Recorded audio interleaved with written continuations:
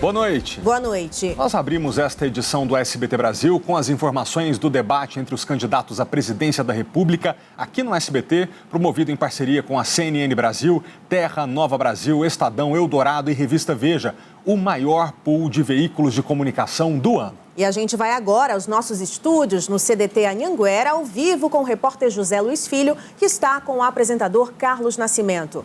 Oi, Zé, boa noite para você. Como esse debate ajudou o eleitor nesse momento tão importante para o país? E qual a avaliação de vocês sobre esse encontro de hoje? Olá, boa noite, Márcia, Felipe, boa noite a todos. Durante 2 horas e 10 minutos, 6 dos 7 candidatos mais bem colocados nas pesquisas na disputa pela presidência da República puderam fazer e responder perguntas e tratar de questões importantes para a população brasileira. O apresentador Carlos Nascimento mediou o debate, que em alguns momentos ficou mais tenso, você teve que interferir. Ficou um pouco mais tenso, não? Nascimento, aí eu pergunto, os candidatos com todo essa tensão, essa disputa, conseguiu chegar até o público da forma esperada?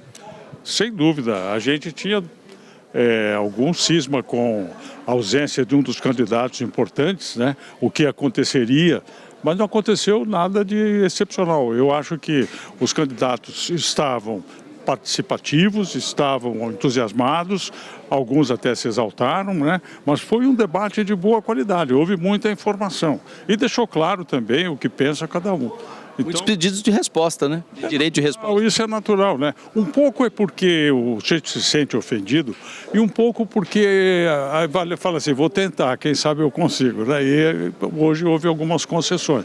Mas acho que foi um debate de bom nível e para o eleitor de bom aproveitamento. Agradeço o Nascimento e os candidatos também avaliaram o debate. Vamos ver então o que cada um disse sobre esse encontro de questionamentos e exposição de ideias. Venceu a democracia e vive a democracia brasileira. Aqui, apesar, obviamente, dos embates que são naturais, nós falamos de propostas daquilo que queremos fazer para o Brasil. Muito claramente que o Brasil precisa mudar de verdade. E aqui as propostas foram apresentadas e agora a palavra final é sua. O voto útil é o voto consciente. É aquele que no dia 2 de outubro o cidadão faz de acordo com o seu interesse, de acordo com aquilo, votando naquele ou naquela que ele acha que vai mudar o Brasil de verdade. Parabéns ao pool de empresas. Lamento a ausência do ex-presidente Lula, que prega o voto útil para acabar no primeiro turno, mas foge do debate. Alguém que foge do debate nesse momento tão difícil da história do Brasil, está preparado para resolver os problemas mais complexos do Brasil? Nós estamos. Todos aqui enfrentamos questão como a fome, comida cara, desemprego, falta de renda. O que nós vamos fazer para a saúde, para a educação e para a segurança no Brasil? Primeiro, parabéns à organização da televisão. A minha única crítica é o tempo muito restrito para você poder se expor. Mas é a regra do jogo, no meu entender. Perdeu, em grande parte, que é a ausência do presidiário, daquele homem responsável por um maior esquema de corrupção na humanidade, que roubou empregos, roubou sonhos de muita gente, que colocou o Brasil numa pobreza quase absoluta. Então faltou essa presença aqui. No mais, nós mostramos que o meu governo, com 2 anos de pandemia, nós ainda fizemos muita coisa pelo Brasil. Como, por exemplo, o Auxílio Brasil para atender os mais pobres. O Brasil continua criando empregos, uma média superou 200 mil por mês. Nós criamos o PIX, que ajudou muito o mercado.